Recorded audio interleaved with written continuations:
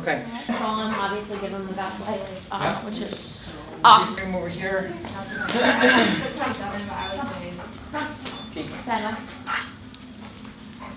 Okay, so I'm gonna make you a slip collar.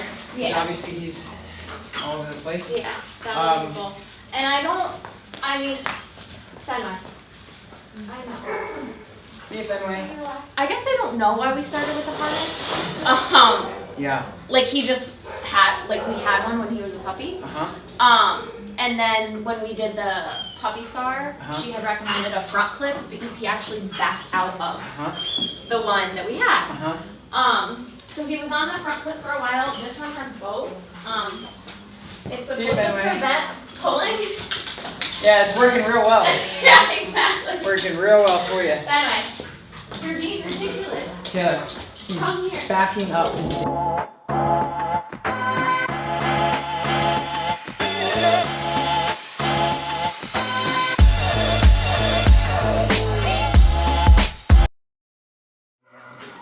So, with the harness, it's a good question you asked about when and where to use it. Yeah. And the slip collar, any tool that I use, specifically prong, e-collar, slip collar, etc., is going to be focused on control and management on everything on a first line basis, which means like right now we're going to depend on it to teach him. Just like if you didn't know how to ride a bike, you'd depend on training wheels, etc.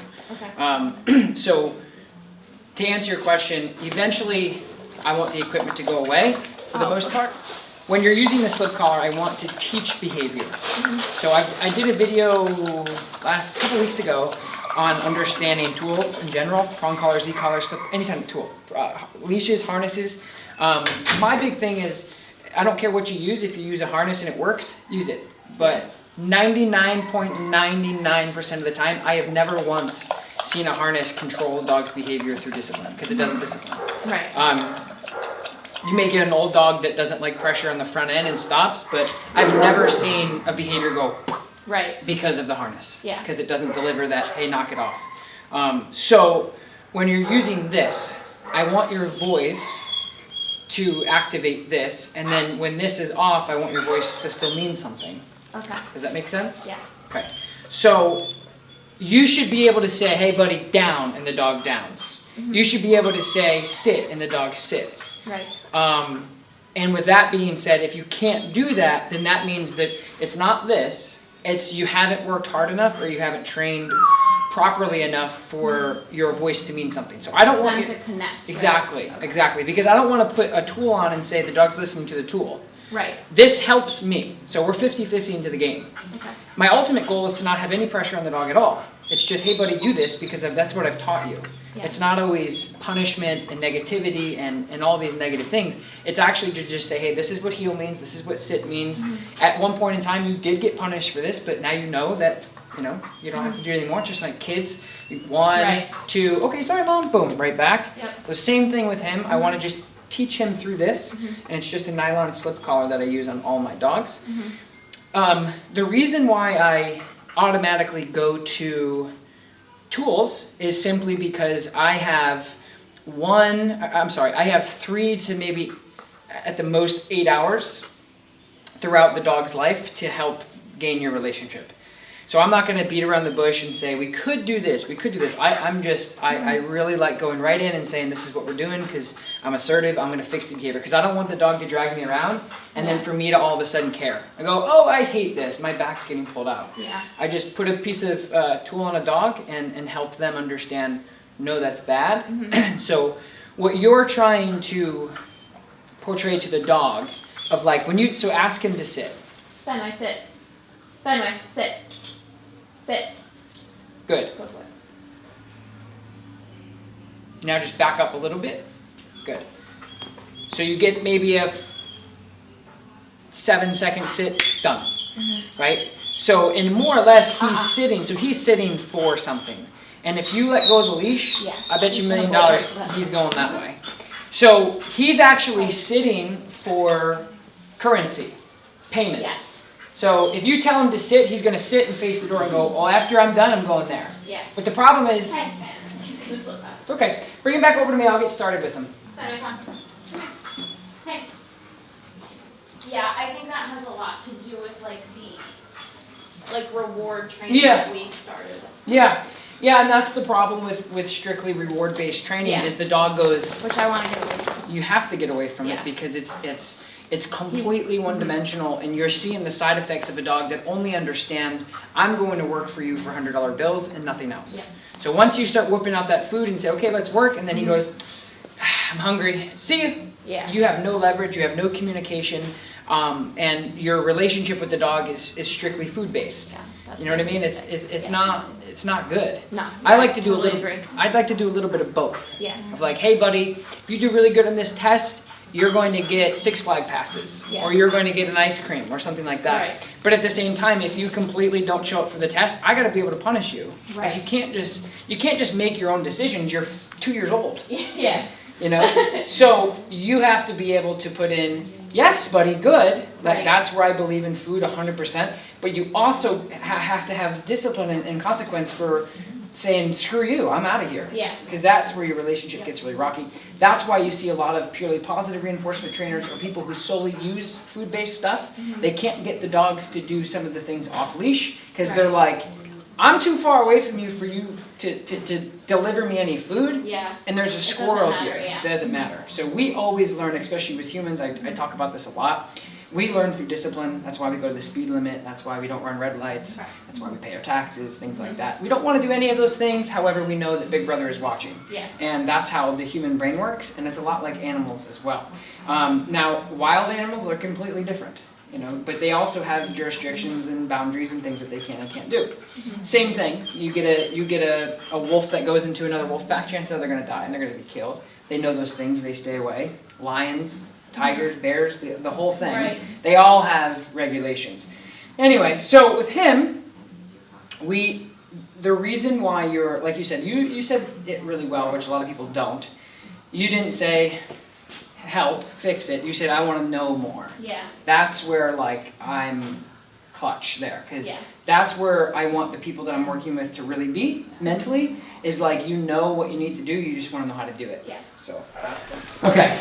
So see how he goes, I'm going to go this way, just like he did with the harness. Yep. The biggest difference between building a relationship, creating a respectful relationship, creating a quality relationship, is understanding. So when he goes that way, and you can't discipline him, he really doesn't understand that that's bad.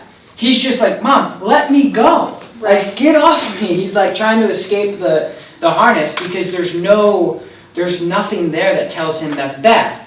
And the way that dogs learn bad is through punishment. Whether you touch them, you annoy them, you scream at them.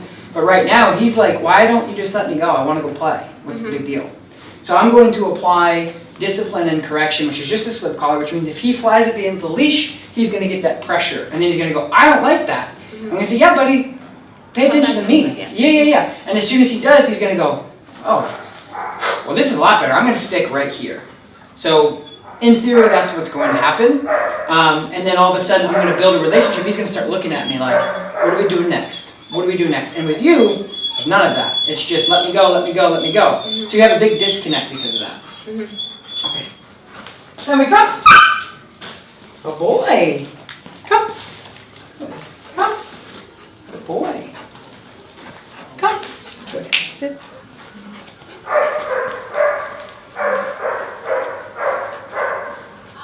You see? Pretty cool. So now, did you pull on that? I just stood here.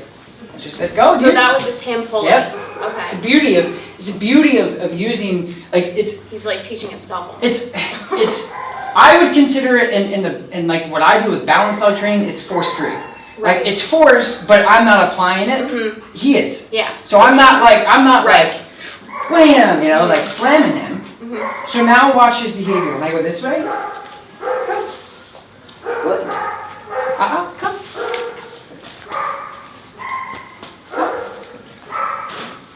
See? Yeah. Cool. Sit. Good boy. I differentiate myself from a lot of other people, especially around here, because too many times people are like, How many times can we get your dog to sit and stay for a half a pack of hot dogs? I don't give a shit if the dog sits and stays for a pack of hot dogs because they're not doing it for me. Right. I could have some hobo on the street do the same thing. The dog's like, ooh, hot dog, hot dog, hot dog, hot dog, hot dog, hot dog. And then once they're gone, I'm out of here. But when I work a dog, I want them to completely be engaged with me and have their eyes paying attention to me. And whatever I do, I want the dog to do. And it's very simple. Once you create that, then you can then create a better relationship.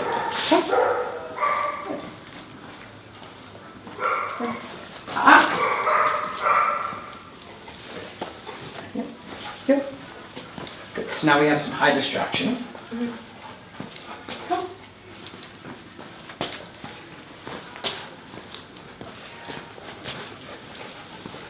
Loose leash. Nice.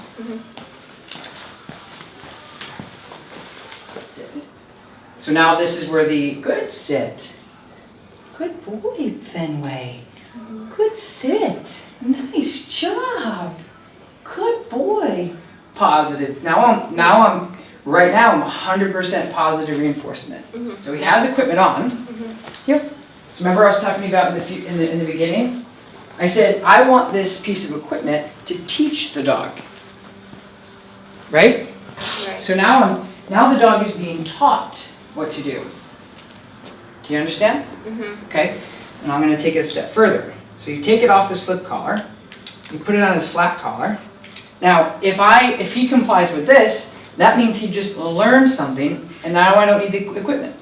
Gotcha. Do you know what I mean? Okay. Yep. Come. Come. Good boy.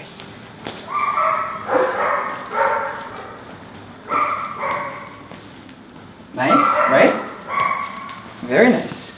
Good boy, Fenway. Come on. Good boy. So now he's on a flat collar, correct? Right. And now I don't have to apply any pressure because I taught him something. Yep. And that's where, like, a lot of people that don't like equipment because they don't know how to use it see things differently. As they say, well, if you have to use equipment, then how good are you?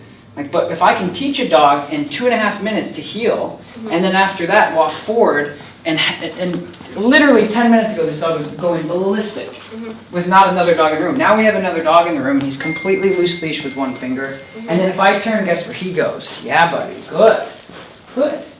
So everything's debunked about the whole tool process of, you only need tools to do this. I'm like, yeah, but I also need, mechanics can't break down cars without tools. You can't, when do I have to use this? Why do I have to use this? How? Oh, yeah, so 100%. So if you get really good, like you wouldn't be able to take the leash right now and do this because he's listening to me. Right. Okay? I can. That's why when people come in and they say all this stuff about the dog and I'm like, oh, just give me the dog. I'm like, just let me work. Just let me work. Let me figure this dog out. I'll do the talking with the dog. You don't worry about it. You know, and that's what the great thing was. You didn't give me all this backstory about the neighbor's dog and your old dogs and your other. It's just like I need to understand.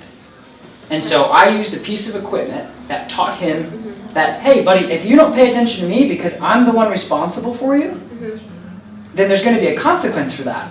Because ultimately, he could potentially get killed, hurt, run over, all of these bad things.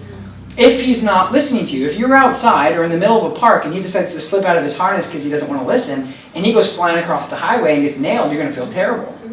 So I taught him through equipment to do these things. Yeah. It's a beautiful thing. So anyway, so he's on his flat collar. I want to show you a couple different things. Here, buddy. Good. Yes. Hi. Fenway. Stay. Left. Place. Good stay. Yes, good boy. Break. Good. Now, so you see, you would have never expected him to be able to sit and stay with no equipment on his flat collar with another dog working around like that close to him. Unheard of for him, right?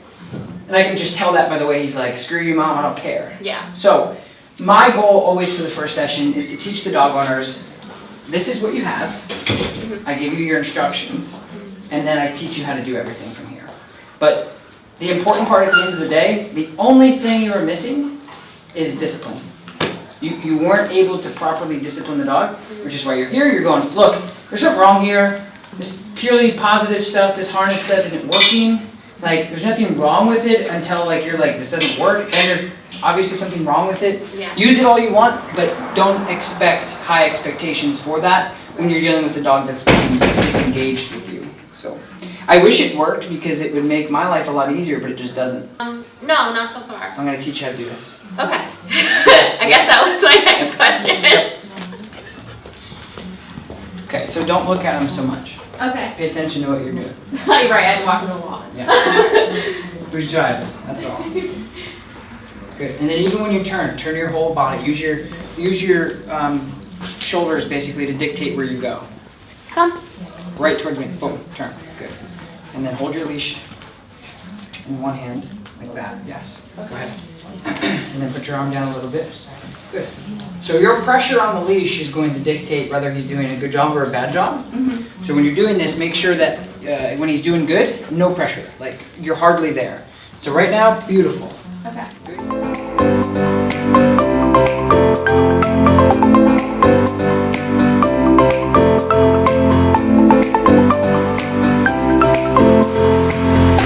Yep. Yes, good boy. Good boy. Yep. Good. So this is telling us because you're not using the leash that he's paying attention to you. Right. Because it's virtually not there. It's not touching him really. You're not putting pressure on him. He's following your every move now. Okay. So turn right into him again. Come towards me. Good. Nice. Fast. It's hard to tell if who's keeping up with who here.